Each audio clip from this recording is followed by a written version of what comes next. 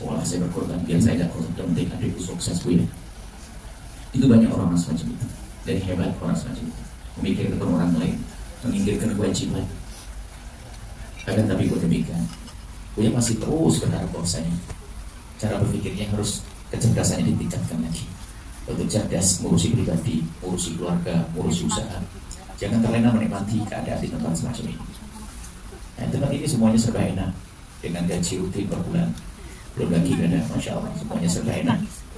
Itu kan jadi masalah nanti ya, untuk bangkit. Biasa oleh masih perlu bangkit dari sisi ekonomi. Buya akan memulai bangkit dari sisi ekonomi dari membiasakan dengan kesederhanaan. Coba pastikan, jangan biasakan kayak sombong. Orang kasih kamu sombong, sombong dengan mobil mewah, sombong dengan rumah megah, sombong dengan itu tersiksa hidupnya. Hidupnya pada dia kaya kayak orang barat, capeknya luar biasa.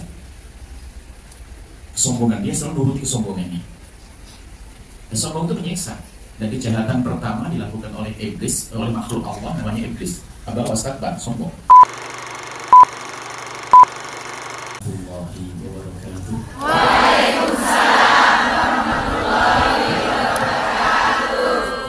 Alhamdulillah. Syukur billah. Wassalatu wassalamu ala rasulillah habibina sayyidina Muhammad bin Abdillah wa ala alihi wa ashabihi wa mawalah. Allahumma ya Rabbana a'inna ala ta'atik, a'inna ala ta'atik, a'inna ala dhikri wa syukri ni'amik. Allahumma ya Rabbana atina fi hadhihi dunya hasanah wa fil akhirati hasanah wa qina ya Rabbana adzaban nar. Innaka anta ala kulli syai'in qadir. Warzuqna ya Rabbana taubatan qabla al-maut wa syahadata 'inda al-maut wal jannata ba'da al-maut. Amma ba'd. Yang sangat kami cintai para pejuang keluarga,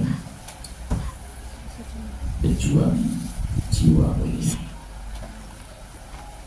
karena khusnudan kami yang pergi ke tempat ini bukan orang iseng, karena sebuah hajat yang besar, bermacam-macam hajat. Ada yang subhanallah karena mungkin salah atau karena satu hal dia punya utang, kemudian dia pergi ke tempat ini agar bisa bayar utangnya. Membayar utang adalah wajib, maka apa yang dilakukan menjadi sebuah kebaikan. Ada yang berpikir tentang masa depan sekolah anak-anaknya. Ada yang berpikir minimal untuk menjadikan dirinya orang mandiri, tidak merepotkan orang lain. Ada orang hidup yang merepotkan orang lain, meminta, jadi benar, dan nanti tidak senang orang seperti itu. Akan tapi keberadaan kalian di tempat ini insya Allah tanda-tanda kebaikan. Maka dari itu harus tahu tujuannya kan? Harus tahu tujuannya. Kalau sudah hajat-hajat tersebut sudah mulai tampak atau telah terkabul, hendaknya berpikir untuk menjalani hidup yang normal, sempurna, normal. Hidup dengan keluarga. Apakah kamu tidak kangen sama suamimu?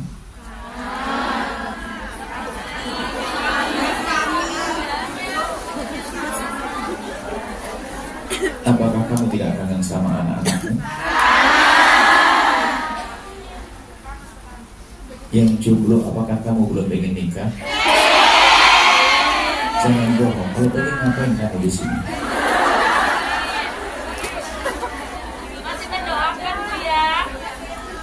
Doa itu separuh perjalanan usaha, separuhnya adalah bersiap beneran.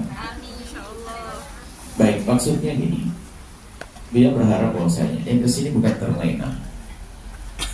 Jadi Mas Ibu, kita sudah beberapa kali berjalan dengan Mas Ibu, ini membangun semangat bangkit seorang muslim mukmin bangkit untuk menjadi orang yang memberi bukan meminta.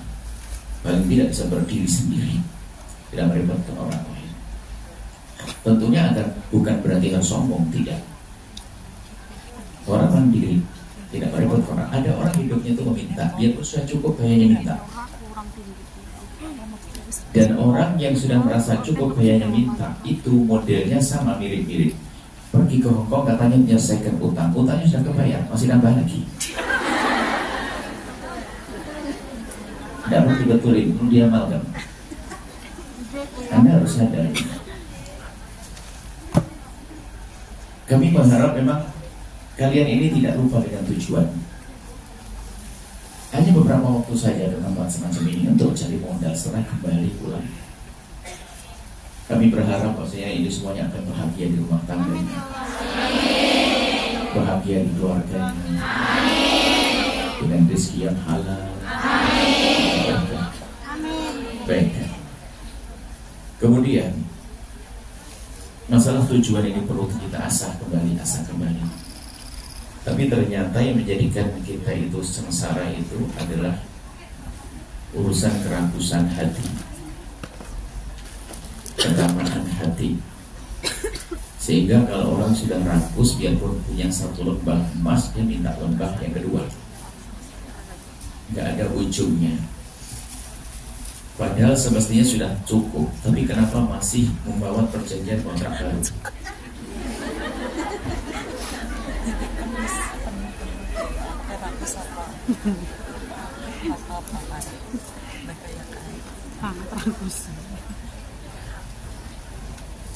Apa? Insya Allah setelah ini ketemu di Indonesia mengajar. Justru itu yang dia ingin kalian terus mengasah niatnya dulu, dan luar biasa.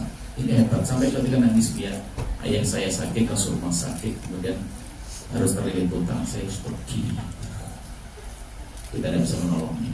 Dia seorang perempuan yang sebetulnya dengan jadi tidak ingin pergi, akan tapi harus pergi untuk bayar utang ayahnya, utang ibundanya. Pengen adiknya sekolah, saya berkorban biar saya tidak korban, yang penting adikku sukses, Bu ya. Itu banyak orang semacam itu, dan hebat orang semacam itu, memikirkan orang lain, menginginkan kewajiban. Akan tapi kok demikian, Buya masih terus berharap bahwasanya cara berpikirnya harus kecerdasannya ditingkatkan lagi, untuk cerdas mengurusi pribadi, mengurusi keluarga, mengurusi usaha. Jangan terlena menikmati keadaan di tempat semacam ini. Nah, tempat ini semuanya serba enak, dengan gaji rutin per bulan, belum lagi ada, masya Allah, semuanya serba enak. Cuma jadi masalah nanti ya, untuk bangkit, diajak oleh Mas Ibu untuk bangkit dalam sisi ekonomi. Buya akan memulai bangkit dari sisi ekonomi dari membiasakan dengan kesederhanaan. Coba pastikan, jangan biasa dengan gaya sombong. Orang tersiksa itu sombong. Sombong dengan mobil mewah, sombong dengan rumah megah, sombong dengan itu tersiksa hidupnya. Hidupnya pada dia kaya kayak orang barat, capeknya luar biasa. Kesombongan dia selalu nuruti kesombongannya. Dan sombong itu menyiksa. Dan kejahatan pertama dilakukan oleh iblis, oleh makhluk Allah namanya iblis. Aba wastakbar, sombong. Biasanya kalau sudah alumni luar negeri, ini gayanya di rumah berubah. Na'udzubillah. Itu yang menjadikan dia itu gak bisa sukses. Kalau dulu biasanya makan sambal terong, ya sudah kembali biasa, dan itu lebih enak bagi kami. Gak usah action. Kadang-kadang sengaja dipaksain gaya makanan yang ada di Hongkong dan sebagainya. Padahal dia sendiri tidak terlalu menikmati amat, hanya kesombongannya menjadikan dia menikmati. Action. Sehingga pulang ke rumah kelihatannya sebelumnya waktu masih di Hongkong bisa beli motor, beli rumah, beli ini. Pulang ke rumah 6 bulan dijual lagi, balik lagi ke Hongkong. Banyak saya juga. Nungsep. Pasti dia cerdas orangnya. Kalau ada di sini nggak katakan, nggak cerdas orang itu. Sekarang dengan yang harus cerdas. Biasakan dengan kesederhanaan. Nggak usah lah.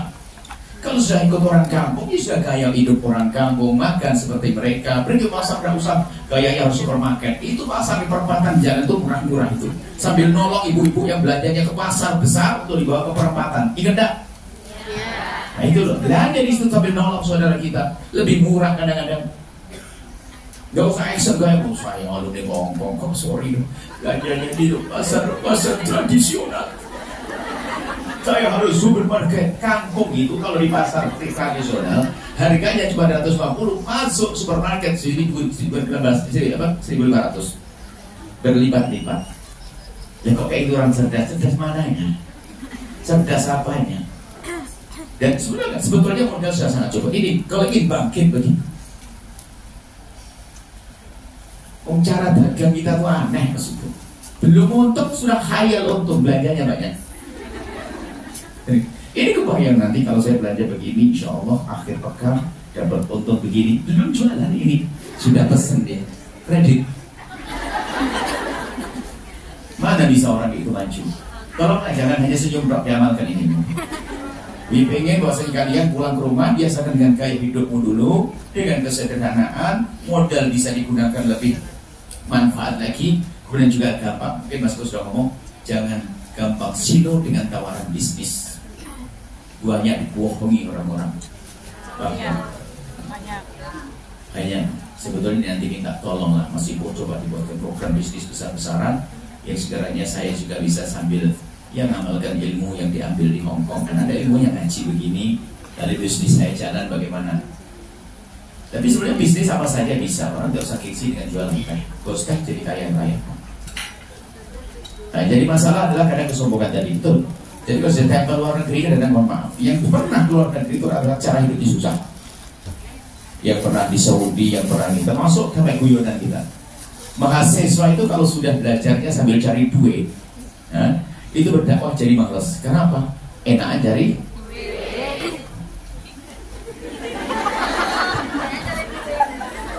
nah gitu. Tapi kalau biasa dengan kesabaran, mudah nanti dalam berjuang.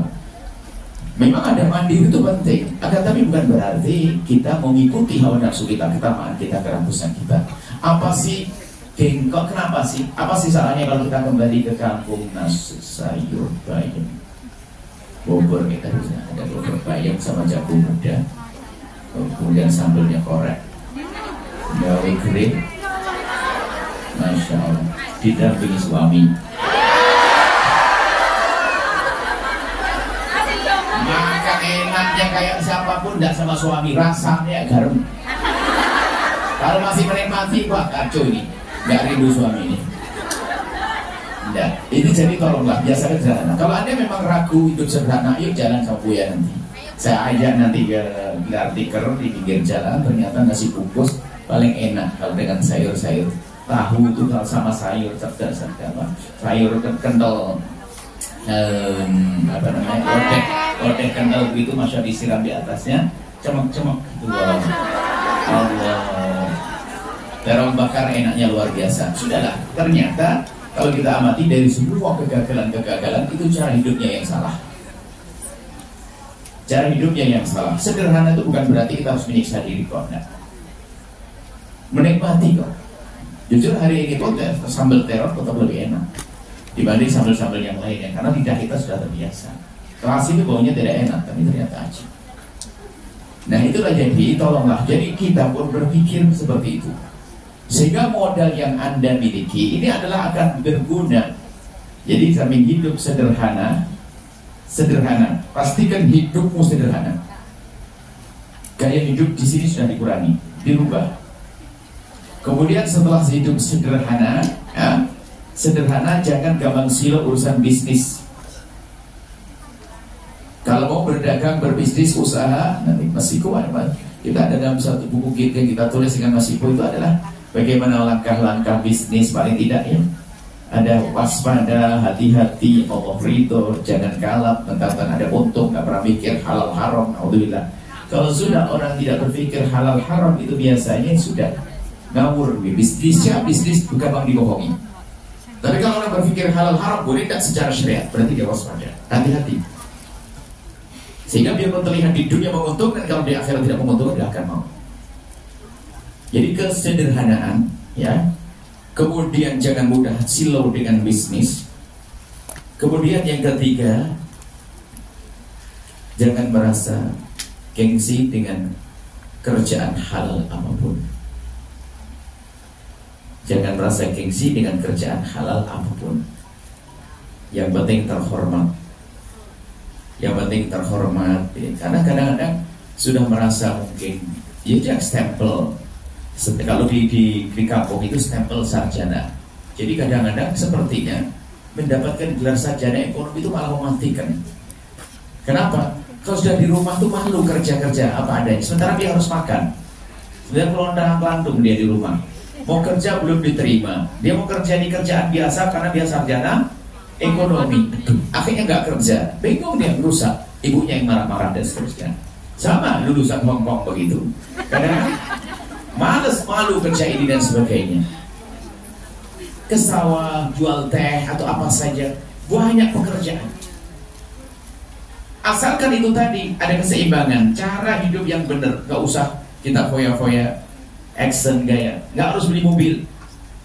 Susah beli mobil itu harus buat rumah, tempat parkir, punya sopir, merawat, angkot aja enak ya.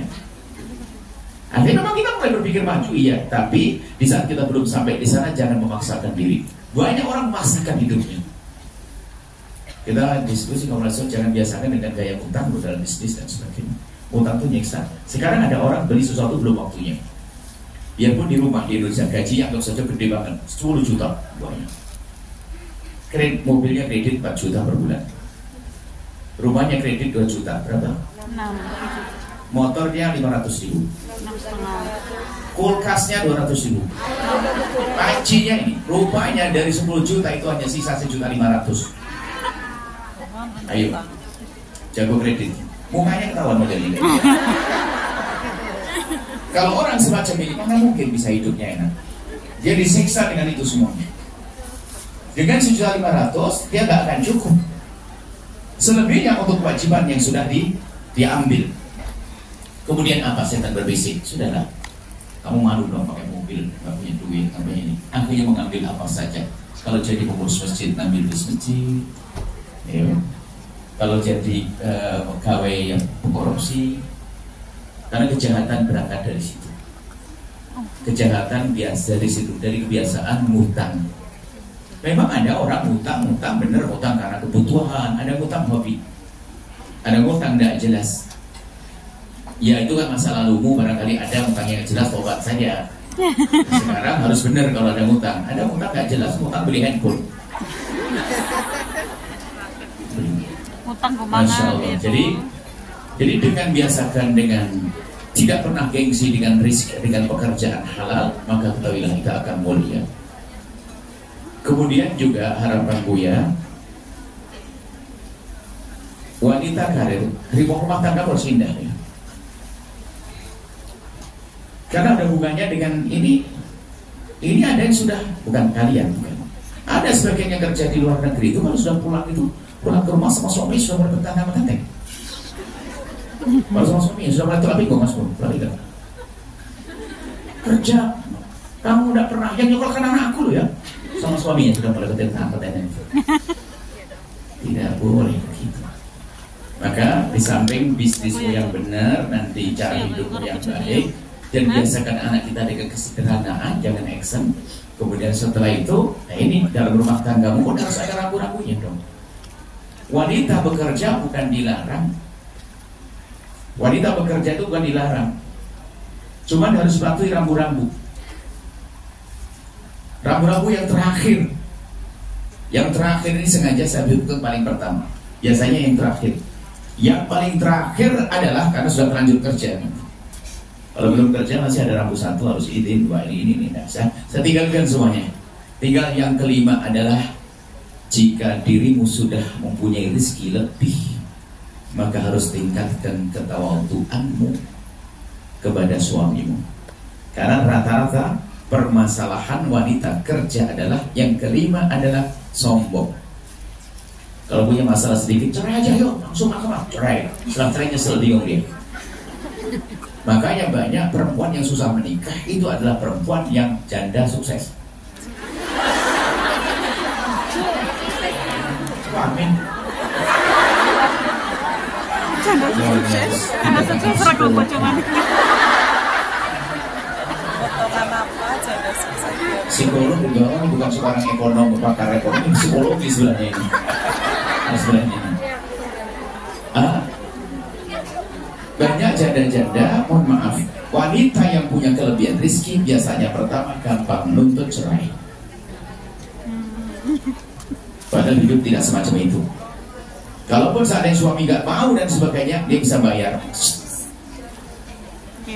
Setelah cerai pun masih dengan kesombongannya. Nikah susah. Karena impiannya saya harus dapat suami begini. Nyungsep dia.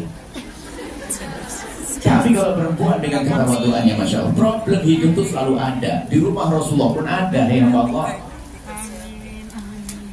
Di rumah Nabi ada problem antara Rasulullah dengan Siti Aisyah. Ada Nabi wahyu, nggak pernah mungkin bersalah, Tapi Siti Aisyah manusia biasa, dibuat oleh Allah seperti itu untuk jadi contoh. Rumah tangga Nabi ada masalah. Rumah tangga siapa saja ada masalah. Rumah tangga kita juga ada masalah. Tapi kalau setiap masalah langsung ujung-ujungnya cerai, ini repot. Perempuan ya kan.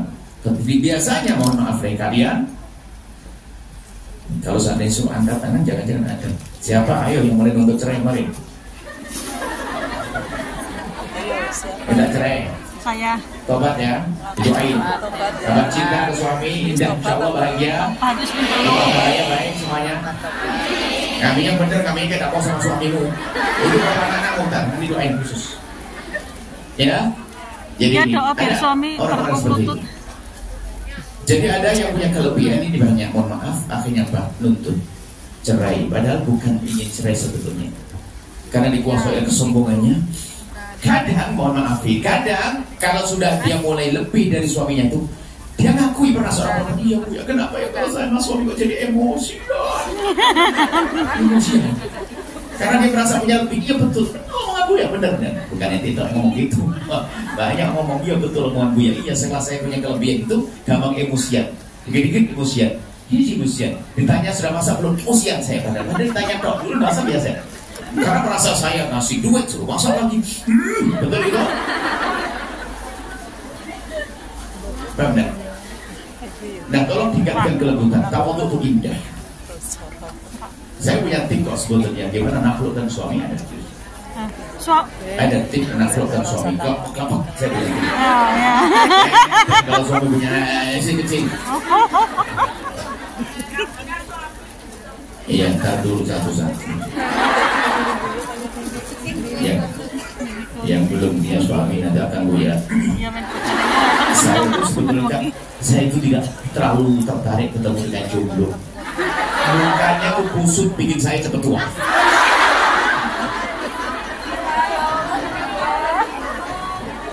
Ayo, kalau besok harus menikah, belum buka yang ini terus.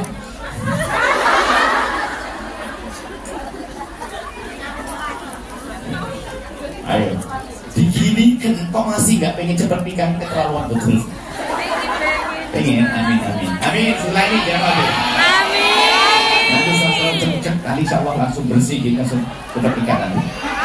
Dia lanjutkan. Jadi biasa begitu, tolong di saat Allah berikan kelebihan kepadamu, tingkatkan ketawaduanmu. Habis suamimu dengan ketawaduanmu.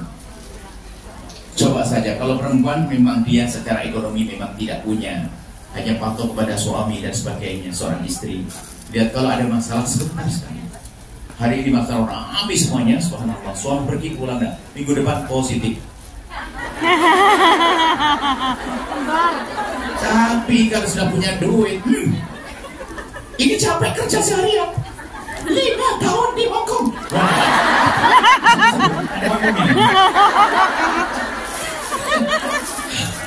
Ada tinggal ungkap-ungkap kirim makan ini itu jangan Singapura sampai Taiwan tidak 2 jam serangan. Malaysia, Singapura, Hongkong, Taiwan.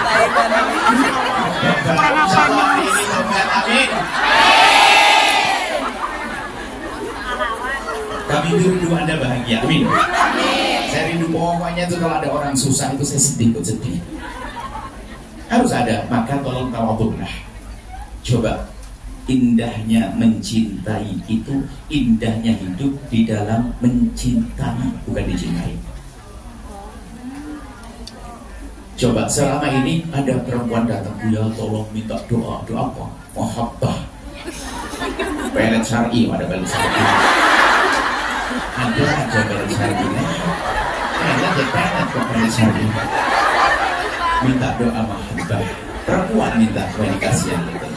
Kami ajarkan indahnya hidup bukan dicintai tapi mencintai. Coba bayangkan dirimu, suamimu sangat mencintaimu tapi kamu tidak cinta. Nah, Leo suruh hidupnya sangat pengen dicintai dong. Belajarlah mencintai suamimu.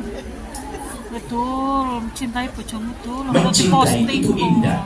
Kemudian indahnya mencintai adalah saat memberi, bukan menerima. Mestinya sebagai seorang istri kok kebetulan diberi oleh Allah rezeki lebih dan sebagainya, punya hiburan yang banyak, bisa ngasih suami, ngasih ini dan sebagainya, bahagia. Karena indahnya mencintai di saat memberi, bukan di saat menerima. Di saat memberi puncak keindahan. Tahu kalau indahnya hanya di saat menerima, dia belum cinta benar. Orang kalau sudah mencintai berkorban banyak. Indah dalam cinta, maka cinta itu indah. Maka kenapa kau biarkan kecintaanmu di sana? Suami tinggal di rumah. Suami di mana? Ya. Kalau jadi begitu, maka kakak hatimu bagaimana agar tidak kurang cinta yang sudah suami dulu. Termasuk ini ada ibu yang belum menikah nanti, cara hidupmu jadikan hidup yang gampang. Cara hidup itu mudah, seorang istri tawadhu. Kalau memang ternyata dirimu orang yang lebih ekonominya, karena mohon maaf saat ini, biarpun yang jomblo ini akan bahaya kalau dia merasa lebih punya duit daripada calon suaminya. Bertanya tuh, suami saya belum punya kerjaan kontak-kontak. Saya dari Hongkong, tabungan saya sudah banyak. Sudah gara-gara itu ragu, padahal dia laki-laki soleh dan sebagainya. Gak apa-apa selagi soleh, kebutuhanmu ada, dan dia insya Allah bisa diajak hidup bareng dengan baik. Sudah jalan hidup, nanti sambil kerja bareng-bareng. Jangan gara-gara pergi ke Hongkong begini standarnya berubah. Padahal dulu sama dia yang soleh itu bisa, anaknya Pak ini soleh bisa. Sekarang udah harus punya begini. Jadi standarnya standar dunia, bukan akhlak lagi. Pengen menikah dengan orang yang wah kebiar, kenapa? Level, nggak level dong dengan Ani. Alumni Hongkong.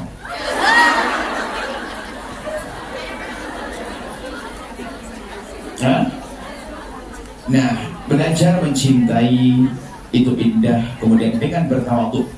Tawadhu itu belajar, tolong dengan suamimu yang tutur kata yang lembut itu, jadikan suamimu sebagai jatuh cinta.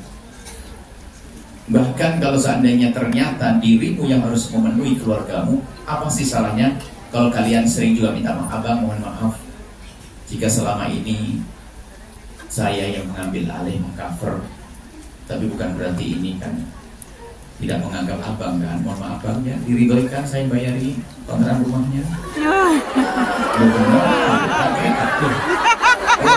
Ini ketahuan masa modelku begitu. Suamimu itu di saat bekerja gak dapat duit mau pulang tuh gemeteran dia. Mikir saya gak bawa duit. Dia tuh sudah mikir tuh bimbang, motornya tuh digas tuh ragu-ragu.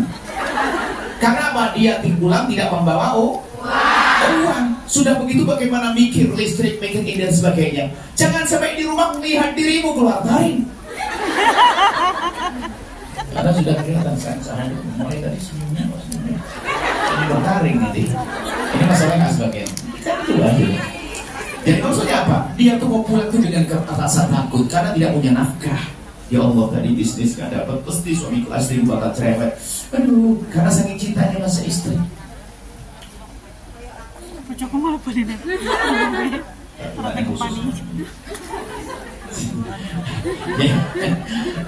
Jadi pulang ke rumah tuh suami sebenarnya dalam ketakutan, keraguan. Maka sebagai istri solehah, apa salahnya pun hidup juga semacam itu. Suami memang lagi ekonomi lagi terpuruk dan sebagainya, tinggal sambut oleh suamiku. Masa melihat orang cantik ini masih takut, masih cemberut. Harus begitu. Ini ada contoh pada zaman Nabi.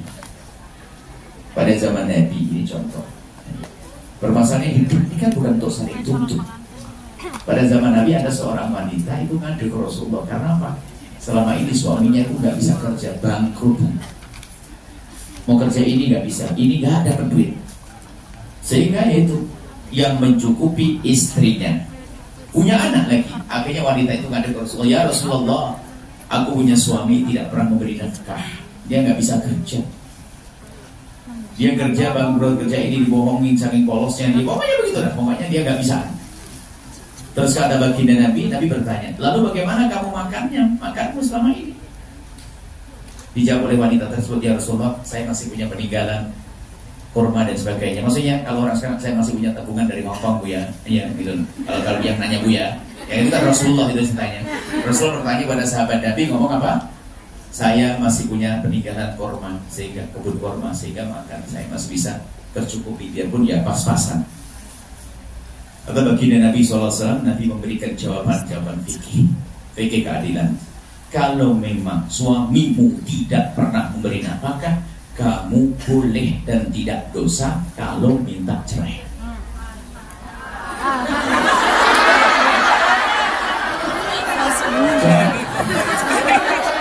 Cuman karena wanita itu cerdas, bukan wanita bahlul. Yang wanita bahlul, bodoh langsung ngomong, jelek. Nah, bukan Anda loh. Belajarnya nggak alhamdulillah taruh lagi. Nah, karena wanita itu cerdas, masa hidup kayak begitu. Karena dia mengerti cinta, mengerti hidup indah. Hidup indah tanpa syarat kok, bukan harus harta melimpah kok, tanpa harus punya anak kok, tanpa harus rumah nikah kok. Dia ngerti cinta. Dia mikir, masa gara-gara begitu saya harus tak cerai? Ya Rasulullah. Nah, ini kan cerdas dia. Siapa yang cerdas? Amin, cerdas Pak ya. Tapi terlanjur ketahuan nggak cerdas tadi. Terlanjur ketahuan nggak cerdas. Gimana ini? Masya Allah. Harus saya ngaji deh sama Buya nanti. Buya akan datang. Dan kata wanita tersebut, ya Rasulullah, ada pilihan lain? Lalu Rasulullah menjawab, lakukan seperti yang sudah kau lakukan. Maka di saat itu engkau mendapatkan pahala berlipat-lipat, pahala sedekah full, pahala menyenangkan suami, pahala menyenangkan anak, dan seterusnya. Banyak pahala yang kau dapat. Apa kata wanita cerdas? Ya Rasulullah, aku pilih yang kedua, tidak harus pakai cerai. Nah, yang penting akan cukupi itu.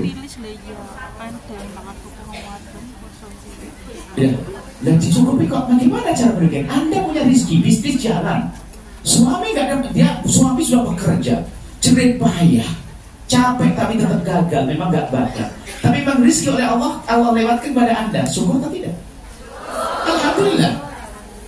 Alhamdulillah melewat saya. Sampai orang cerdas zaman itu yang ngaji, membaca hadis itu, wanita cerdas berkata begini, ya Allah, jadikan suamiku melarat biar saya saja.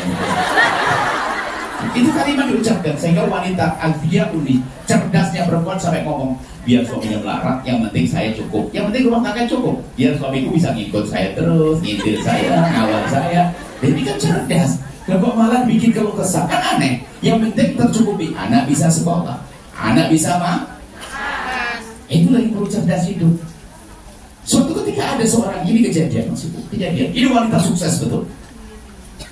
Sampai apa yang ada di otaknya kan begitu. Dia sukses, dia sampai punya rumah sakit, saya punya sekarang, sukses.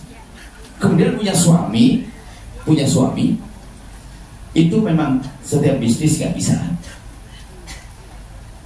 Kemudian dia ngadu kita, saya mau minta pisah ya. Kan gak enak masa ada suami kayak begitu, suami gak pernah kasih nafkah dan gak pernah, suami gak punya kerjaannya apa katanya. Oh iya. Akhirnya dia tanya, suami mau ngerong-ngerong kamu? Enggak. Ambil dulu? Enggak. Tidak sholat? Enggak. Kasar kepadamu? Enggak. Baik. Kalau begitu terus saya selesaikan. Nanti harus duduk sama saya minimal 1 jam. Harus duduk. Kayaknya harus sebelah otaknya dia ini. Saya katakan subhanallah. Kecuali suamimu ngerong-ngerongmu, ambil duitmu habis-habisan, dolim kepadamu. Suamimu sudah berusaha tapi tidak sukses. Lihat, coba kau berpikir cerdas, jauh lebih bagus. Kamu saat ini punya suami, dia bisa maksimal dengan dirimu. Buat prinsip cukupi dia. Anakmu ngambil kedokteran semuanya bisa biayai. Anaknya bisa sekolah semuanya. Anaknya bisa sudah berdiri sukses. Cuman pada usia sudah menjelang 50, mau minta cerai gara-gara selama ini suamiku tidak pernah kerja. Pun Anda perjalanan hidup sukses hari ini. Kenapa Anda pikir prinsip ya? Dan suamimu bukan orang yang dolim kan? Nggak sholat.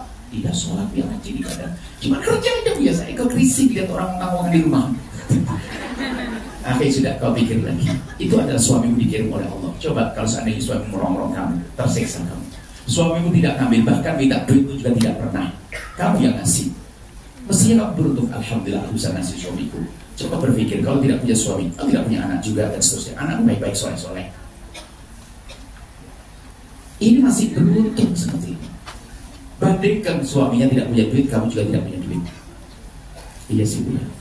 Ya kenapa kok saya emosian? Salah bergaul kau itu. Salah bergaul. Sehingga dalam bergaul kan anak-anak wanita-wanita punya prestasi karir itu biasanya bergaulnya itu begitu. Kamu kalau suami harus lebih dari kamu loh ya. Kamu harus gini loh, bisnis lebih gede dari suami. Eksternya begitu bergaulnya itu. Masa kamu punya suami hanya ini? Gak kufu sama kamu, gak sebanding dengan kamu. Itu salah bergaul. Akhirnya wanita tersebut setelah kita suruh pulang, setelah sebulan kemudian mengatakan, terima kasih kalau seandainya saya sudah ngajukan surat, sudah naikkan, saya tarik lagi Bu ya. Dan alhamdulillah sekarang saya lebih fokus pada suami dan saya terima kasih. Pun sudah punya anak dan sebagainya. Anaknya pun sudah sama, sudah terprovokasi. Anaknya sudah enak sama bapaknya. Anaknya memang begitu karena meracuni anaknya. Padahal ayahnya juga tidak salah, cuma ayahnya tidak bakat bekerja. Dan ayahnya memang ada kelemahannya, ayahnya itu gak bisaan. Karena ayah itu pernah berduit ibu ya. Terus adiknya butuh dikasih. Adiknya perlu, padahal uang dia gak pernah ngasih nafkah. Kapan? Dapat duit loh. Berarti kamu kan punya suami baik hati. Apakah pengen kamu punya suami merampas warisan saudaranya? Enggak juga, Bu ya gak gitu juga kan. Gitu. Jadi ternyata wahai wanita yang insya Allah kalian sukses. Amin. Tolong lembutkan hatimu agar indah di rumah tanggamu nanti. Kalau kalian tidak bisa menata ini, tidak bisa. Kalau seandainya suamimu rezekinya melimpah, alhamdulillah. Kalau tidak, yang penting dia memenuhi kebutuhan pribadimu sebagai seorang suami yang ngayomimu, punya kasih sayang, mendoakan kamu, menemani sholat dan seterusnya. Itu kan indah. Maka jangan sampai ukurannya urusan ekonomi. Dan sengaja kami sampaikan, banyak yang bermasalah di sini. Wanita karir banyak minta cerai. Permasalahan rumah tangga gara-gara dia seorang istri punya kelebihan. Nah, kelebihan. Padahal kalau dia berpikir cerdas, alhamdulillah, biarpun suamiku melarang, pun Allah masih ngasih kepadaku rezeki. Kenapa tidak aku syukuri? Sementara kalau seorang istri sedekah pada orang di luar sana dapat pahala, pada suami double pahalanya kok. Apakah kita tidak rindu pahala? Nah gitu. Kecuali naudzubillah suami sudah tidak sholat dan sebagainya, aduh macam-macam, mabuk, judi segala macam. Ya, kembalikan ke tong sampah, ngambil dari tong sampah. Tapi ini suami yang benar, nggak ada masalah. Tolonglah ini jadi kebetulan masuk ke depan masa depanmu yang masih jomblo ini. Jangan berpikir tentang urusan-urusan dunia dengan cara yang salah. Kalau seandainya dapat suami yang mencukupimu, alhamdulillah. Segini loh ya, wanita tuh terlambat menikah itu karena ada yang menikah dengan ambisi. Menikahlah dengan harapan, jangan dengan ambisi. Tolong bedakan ini. Hanya cerdas saja bisa bedakan. Ambisi itu begini. Saya menikah harus begini. Kayak tadi, saya kan dokter spesialis, suamiku harus dokter spesialis. Itu ambisi. Saya seorang insinyur, jadi ambisi. Jadi gini wahai salehah, seandainya kamu sebagai seorang wanita yang jomblo,